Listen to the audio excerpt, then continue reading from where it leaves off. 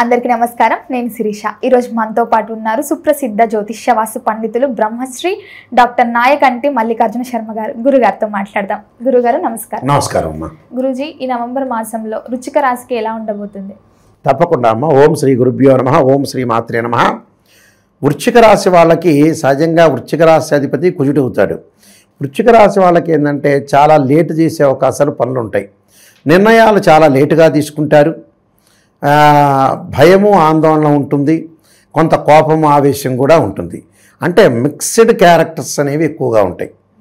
భయం ఉంటుంది, ఆందోళన ఉంటుంది, కోపం ఉంటుంది, గొడవలు దిగే అవకాశం ఉంటుంది, మళ్ళీ వెనక్కి తగ్గే అవకాశాలు ఉంటాయి. ఏ నిర్ణయాన్ని కూడా తొందరగా తీసుకోలేరు. లేట్ అయ్యే అవకాశాలు ఎక్కువ ఉంటాయి. అంటే ఒక నిర్ణయాన్ని తీసుకునేటప్పుడు కొన్ని లేటుగా తీసుకోవాలి, కొన్ని ఫాస్ట్గా తీసుకోవాలి. ఫాస్ట్గా తీసుకునేవి ఏమో లేటుగా తీసుకుంటారు, లేటుగా తీసుకోవాల్సిన ఫాస్ట్ నిర్ణయాలు తీసుకుంటారు. అంటే వీళ్ళు ఏంటంటే జీవితం అనేది ఇంతే అన్నట్టుగా ఉద్దేశంతో ఉంటుందో ఎవరికి అర్థం కానట్టుగా ఉండేవాళ్ళే వృశ్చిక రాశి వాళ్ళు. అంటే 10 మందిలో 6 అలానే ఉంటారు కొంతమంది. అంటే నిర్ణయం తొందరగా తీసుకోవాలి. జీవితాన్ని ముందుకు నడిపించుకోవడానికి ఒక కన్స్ట్రక్షన్, ఒక నిర్మాణాత్మక పాత్ర పోషించి ముందుకెళ్తేనే మనకు మంచి జరిగే అవకాశాలు ఎక్కువ ఉంటాయి. లేకపోతే ఏంటంటే జీవితం అనేది చాలా తక్కువ. ఒక మనిషి 60 ఏళ్ళు బతికితే 30 ఏళ్ళు నిద్రకే పోతుంది. 30 ఏళ్ళు పగులు మన వాష్రూమ్ తోటి మాట్లాడటానికి, సెల్ చూడటానికి, టీవీ చూడటానికి, ఛార్జింగ్ పెట్టడానికి, వీటికే జీవితం సరిపోతుంది. అసలు నిజంగా అయితే 60 ఏళ్ళు బతికిన మనిషి 10 ఏళ్ళే జీవించినట్టు. 60 ఏళ్ల వ్యక్తి 10 ఏళ్లే. వాస్తవంగా ఇదన్నీ కూడా బ్రహ్మగారు గుర్తించాలి. నిజంగా అయితే ఇలా జరుగుతుంది కలియుగంలో. కాబట్టి వీళ్ళకి లైఫ్ స్పాన్ ఎక్స్పెండ్ చేయాలని ఉద్దేశంతో అర్జీ పెట్టుకున్నట్టు ఉంటుంది బ్రహ్మగారికి. అలాగా ఇంత సమయాపాలన జరిగిపోతుంది ఇక్కడ. అందువల్ల వృశ్చిక రాశి వాళ్ళు త్వరగా నిర్ణయం తీసుకోలేరు, మొండిగా ఉంటారు కొన్ని సందర్భాలు. అలా మొండితనం పనికిరాదు. లౌక్యం చాలా ఇంపార్టెంట్ ఇక్కడ. అలానే ఇవన్నీ కూడా గోచారరీత్యా చెప్పబడే ఫలితాలు అంటారు. ఇవి బర్త్ చార్ట్కి సంబంధించినవి ఫలితాలు కావు. అది చాలా ఇంపార్టెంట్ ఇక్కడ. ఇక్కడ గ్రహస్థితిని మనం ముందుగా చూసుకునేటట్టయితే గురువు కర్కాటక రాశిలో వక్రస్థితిలోను, శని మీనరాశిలో వక్రస్థితిలోను, రాహుకేతులు కుంభసింహ రాశిలో సంచారం చేయటం, అలానే శుక్రుడు తులారాశిలోను, రవి కుజుడు వృశ్చిక రాశిలోను, బుధుడు తులా వృశ్చిక రాశిలో సంచారం చేస్తారు. ఇది గ్రహస్థితి. వృశ్చిక రాశి వాళ్ళకి ఏ విధంగా ఉండబోతుంది అనేది మనం చూసుకునేటట్టయితే ముఖ్యంగా వృశ్చిక రాశి వాళ్ళకి భాగ్యస్థానంలో గురువు కర్కాటక రాశిలో ఉంటాడు, వక్రస్థితిలో ఉంటాడు. ఆర్థిక పరంగా డబ్బులు వస్తున్నా కూడా కొంత ఖర్చు అయ్యే సూచనలు అనేవి ఒకటి ఉంటాయి. ఖర్చు విషయంలో కొంత జాగ్రత్త ఉండాలి, పొదుపు చేయాలి. ఎంతవరకు చేయాలో అంతవరకు చేయాలి. ఈ కాలంలో ఎలా ఉంటుందంటే అసలు విషయాల ఖర్చు పెట్టుకోకుండా వేరే విషయాల మీద ఖర్చు పెడుతుంటారు. వీళ్ళు లగ్జరీ ఐటమ్స్ ఖర్చు పెడుతుంటారు. కొంతమంది తిండే తినరు. డాక్టర్ దగ్గరికి వెళ్ళాలంటే మందులకు 100 రూపాయలు ఖర్చు అవుతుందని, కానీ పక్క రోజు మటుకు యాపిల్ ఫోన్ కొంటాడు. అంటే దేనికి డబ్బులు ఖర్చు చేయాలో దానికే జీవితంలో ఖర్చు చేయాలి. పిల్లల చదువులు ఉన్నాయి, చాలా ఇంపార్టెంట్. అది వరకు రోజుల్లో ఏం చేసేవాళ్ళు అంటే 1970లో ఒక శ్రీశైలం వెళ్ళినా, తిరుపతి వెళ్ళినా కూడా భక్తితో వెళ్ళేవాడు. 2000 తర్వాత భయంతో వెళ్తున్నారు. 2010 తర్వాత ఎంజాయ్మెంట్ కోసం వెళ్తున్నారు. హైదరాబాద్ నుంచి శ్రీశైలమో తిరుపతి వెళ్తే అక్కడ వెజిటేబుల్ బిర్యానీ తినొచ్చు, అవి తినొచ్చు, ఇవి తినొచ్చు వెళ్తున్నారు. కానీ భగవంతుని భక్తితో మటుకు వెళ్ళట్లా. అలా కూడా ఉంది, అలా జరుగుతున్నవి కూడా ఉన్నాయి. అంటే భక్తి కంటే భయంతో వెళ్తున్నట్ట. అందువల్ల భక్తి చాలా ఇంపార్టెంటు. సంతోషకరంగా ఉండాలి మనిషి, తప్పేమీ లేదు. అలాగా పెద్ద దేనికి డబ్బులు ఖర్చు పెట్టాలో దానికి ఖర్చు పెట్టాలి. అయితే కర్కాటక రాశిలో వీళ్ళకి వక్రస్థితిలో ఉండటం వల్ల ఖర్చులు అధికంగా పెరిగే అవకాశాలు ఉంటాయి. ఖర్చును తగ్గించుకోండి. దేనికి ఖర్చు పెట్టాలో దానికి ఖర్చు పెట్టుకొని ముందుకు వెళ్ళండి. అలానే ఈ రాశ్యాధిపతి అయిన కుజుడు వ్యయ స్థానంలో ఉండటం వల్ల చిన్న గొడవలు రాకుండా కాపాడుకోండి. ప్రమాదాలు రాకుండా సూచనలు చూసుకోండి. అంటే వాహనాన్ని నడిపేటప్పుడు స్పీడ్గా నడపకుండా చూసుకోవాలి.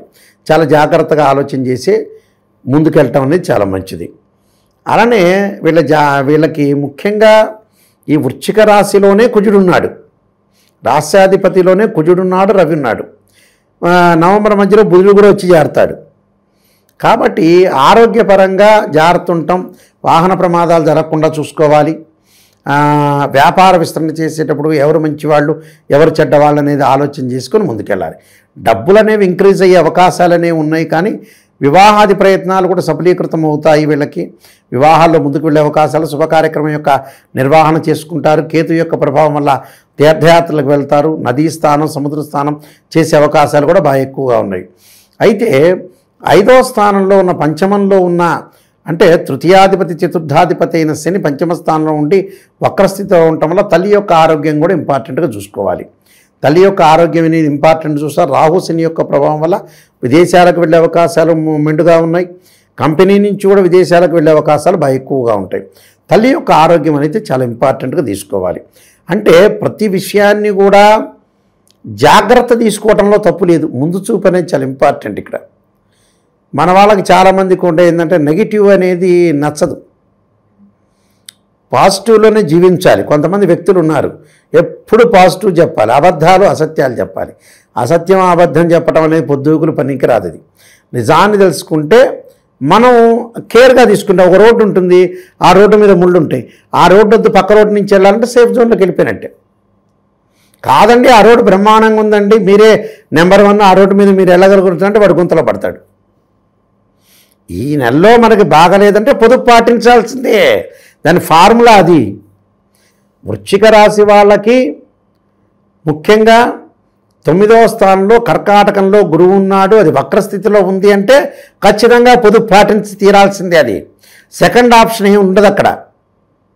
వృశ్చిక రాశి వాళ్ళకి నవంబర్ నెలలో ఎక్కువ గ్రహాలు బాగలేదు, ఇది సత్యం. అది అప్పుడు ఏం చేయాలి? నువ్వు ఆర్థికంగా బాగుండాలి, పెళ్లి చూపులప్పుడు జాగ్రత్త ఉండాలి, ఆరోగ్యపరంగా జాగ్రత్త ఉండాలి. నెగిటివ్ ఉంటాయి చెప్పలేము. ఇక నెగిటివ్ లేకుండా పుట్టినప్పటి నుంచి చచ్చిపోయే వరకు నెగిటివ్ లేకుండా ఎవరికి ఉండదు. నెగిటివ్ చాలా నెగిటివ్లే ఉంటాయి. పాజిటివ్ కంటే కూడా 60% నెగిటివ్నే ఉంటుంది వాళ్ళ జీవితంలో.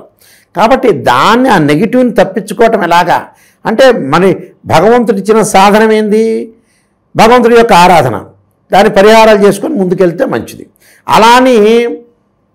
అలా అని మనం నిరుత్సాహపడాల్సిన పని లేదు. దానికి ఒక పరిష్కారం ఉంటుంది. షుగర్ వచ్చింది, ట్యాబ్లెట్ ఉంటుంది. బీపీ వచ్చింది, ట్యాబ్లెట్ ఉంటుంది. ఏదో ఒక ట్యాబ్లెటో లేకపోతే రెమెడీనో ఏదో ఒకటి ఉంటుందిగా, రెమెడీ చేసుకుని ధైర్యంగా ముందుకు వెళ్ళిపోవటమే.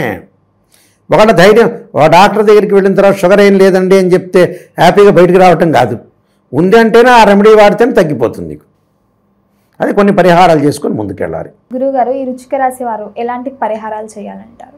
వృశ్చిక రాశి వాళ్ళు తప్పకుండా శరీరే జర్జరీభూతే వ్యాధిగ్రస్తే కలేవరే ఔషధం జాహ్నవీతోయం వైద్యో నారాయణని, నారాయణ హరి అని మంత్రాన్ని చదువుకోవాలి తప్పకుండా. తర్వాత ఆరోగ్యపరంగా మెరుగుపడటానికి శివుడికి నువ్వుల నూనెతో అభిషేకం చేయాలి. మంగళవారం రోజున రాహుకాలంలో దీపం పెట్టాలి. అలానే అంగారకాయుద్ధే శక్తి వస్తాయి ధీమే తన్నో భౌమ ప్రచోదయాత్ అనే మంత్రాన్ని చక్కగా చదువుకోవాలి. సూర్య నమస్కారాలు చేసుకోవాలి. ఇవి చేసుకుంటే సరిపోతుంది. మంచి ప్రశాంతంగా ఉండొచ్చు. ప్రతిదీ కూడా నెగిటివ్లోంచే పాజిటివ్ వస్తుంది. నెగిటివ్ని ఖచ్చితంగా విని తీరాలి మనిషి.